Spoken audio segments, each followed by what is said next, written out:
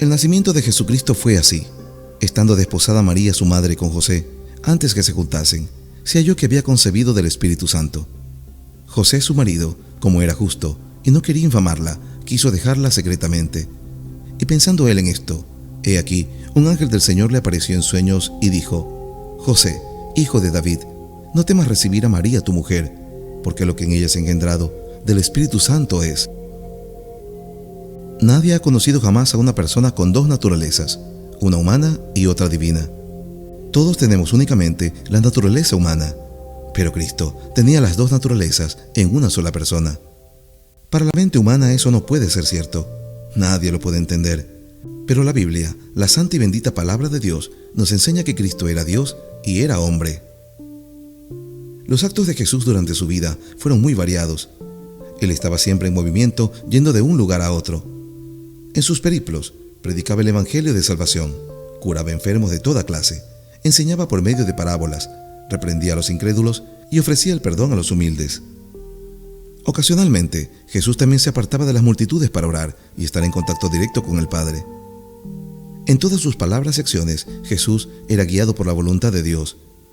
Abiertamente decía a sus enemigos que había venido con una misión encomendada por el Padre y que deseaba cumplir la ley y los profetas. Definitivamente, el propósito de la vida de Jesús era precisamente cumplir la ley que los hombres no pudieron cumplir. En esa forma, cumpliendo estrictamente la ley de Dios, Jesús pudo obtener el derecho a la vida eterna para los que creen en Él. Nunca debe olvidarse la importancia de la vida de Jesús para nuestra salvación. Lo que no podemos hacer nosotros, lo hizo Cristo por nosotros. Jesús es el nombre personal de nuestro Señor. Jesús proviene del griego Iesous, que es una transcripción del hebreo Yeshua, que significa Jehová es salvación. Por aquella época, el nombre de Jesús era muy común. Josefo, historiador judío, menciona 12 personas con el nombre de Jesús. Por esta razón, cuando era aplicado al Señor, era necesario mencionar el linaje y el lugar de residencia. Por ejemplo, Jesús, hijo de José de Nazaret. Cristo es el nombre oficial del Redentor. El nombre procede del griego Christos, que significa ungido. Su equivalente en hebreo es Mashiach, que significa ungido o Mesías. Señor. Los judíos reservaban el nombre de Señor solo para Dios. En la Septuaginta, el nombre Señor se usa como equivalente de Jehová y como la traducción de Adonai. Hijo de Dios es uno de los títulos más importantes que Jesús usaba. En el Antiguo Testamento, Hijo de Dios se aplica de diferentes maneras. Se usa para referirse al pueblo de Israel, al rey, a los ángeles, al pueblo piadoso. En el canon neotestamentario se aplica a los discípulos de Jesús y a los creyentes en general. De una manera en especial se aplica a Jesucristo, Hijo de Dios por naturaleza. En cambio, el creyente es reconocido como Hijo de Dios por adopción. Hijo del hombre es el título que Cristo utilizó con más frecuencia para autodesignarse. No podemos precisar por qué Jesús decidió usar este título. En los evangelios aparece cerca de 70 veces. Generalmente se habla de 3 oficios que se relacionan con la obra de Cristo: el profético, el sacerdotal y el de rey. En su oficio profético presenta a Dios ante el hombre. Como el sacerdote, presenta al hombre en la presencia de Dios. Y como rey, ejerce su dominio y restablece el dominio original del hombre.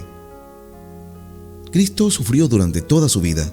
Sus sufrimientos llegaron a su clímax en su agonía en el huerto de Getsemaní y en el momento de la crucifixión. Parte de su pasión comprende los insultos y calumnias que recibió. Otro de los suplicios más brutales que recibió Cristo fue la flagelación y la corona de espinas. La ley establecía que todo condenado a la crucifixión antes debía ser azotado con correas y cuerdas, provistas a veces con nudos o bolas de metal, de las cuales solían desprenderse pequeños garfios, los mismos que al tocar en el azote al cuerpo, iban desprendiendo parte de la carne del reo. La crucifixión de Jesucristo fue uno de los suplicios más crueles de la época. Los griegos y los romanos adoptaron esta forma de castigo de los fenicios, persas y cartagineses. La muerte por crucifixión era atroz por el intenso dolor provocado por los azotes, los clavos y la posición incómoda del cuerpo que impedía respirar libremente. Además, la deshidratación por pérdida de sangre causaba una sed insoportable. El crucificado moría lentamente, por lo general el segundo día. Algunos llegaban hasta el 8º día. Para acelerar su muerte, se les quebraba las piernas con un martillo antes de traspasarle con espada o lanza. Una verdad básica e indispensable del cristianismo es el sacrificio expiatorio de Jesús. Jesús murió por la humanidad como un rescate, como propiciación, como reconciliación, como sustitución. La muerte de Jesús es para todos los hombres, en todo lugar y en todo tiempo. Sin embargo, es necesario que cada individuo acepte con fe la obra redentora de Cristo para poder disfrutar los beneficios de ella. En el libro de Juan capítulo 1 verso 12 dice: «Mas a todos los que le recibieron, a los que creen en su nombre, les dio potestad de ser hechos hijos de Dios». La resurrección de Cristo es uno de los temas centrales de la fe cristiana. Omitir la verdad de la resurrección de Cristo traería como consecuencia la sepultura de la estructura doctrinal. Además, la esperanza cristiana se desvanecería. Por ello, el apóstol Pablo nos enseña en la carta a los Romanos capítulo 10, versos 8 y 9. Mas, ¿qué dice? Cerca de ti está la palabra, en tu boca y en tu corazón. Esta es la palabra de fe que predicamos, que si confesares con tu boca que Jesús es el Señor, y creyeres en tu corazón que Dios le levantó de los muertos, serás salvo. Cristo, después de su resurrección, se apareció por lo menos 10 veces a distintas personas y en distintos lugares. Así tenemos la aparición a Simón Pedro, la aparición a las mujeres, la aparición a María Magdalena, la aparición en el camino de Emaús, la aparición a los 11 discípulos en Jerusalén, la aparición a Santiago, el hermano del Señor, la aparición a los apóstoles en Galilea y por ocasión de su ascensión. Cristo resucitó porque la muerte no podía retenerlo. Resucitó para que nuestra justificación sea cumplida. Resucitó para ser la primicia de la resurrección. Resucitó para ser la cabeza sobre la iglesia. Luego de la muerte y resurrección, Jesucristo fue exaltado hasta lo sumo. En el libro de Filipenses capítulo 2, verso 9 al 11 dice: «Por lo cual Dios también lo exaltó hasta lo sumo, y le dio un nombre que es sobre todo nombre, para que en el nombre de Jesús se doble toda rodilla, de los que están en los cielos y en la tierra y debajo de la tierra, y toda lengua confiese que Jesucristo es el Señor, para gloria de Dios Padre». La exaltación de Cristo debe ser estimada como el resultado judicial de su humillación. Como mediador, Él cumplió las exigencias de la ley, por lo tanto, estaba capacitado para ser exaltado. El estado de exaltación consiste en que Cristo quedó libre de la ley para tomar posesión de las bendiciones de la salvación que Él ganó para la humanidad y ser coronado con honor y gloria a la diestra de Dios Padre. Con respecto a la ascensión de Cristo, el canon bíblico no habla mucho sobre el tema. Lo cierto es que la resurrección y la ascensión son parte de su exaltación. Con el término ascensión, queremos indicar que Cristo pasó al mundo invisible con el propósito de quedarse allí hasta su segunda venida. La historia bíblica afirma que 40 días después de la resurrección, Cristo ascendió a los cielos. La veracidad de su ascensión se encuentra ratificada por el testimonio apostólico de Pablo.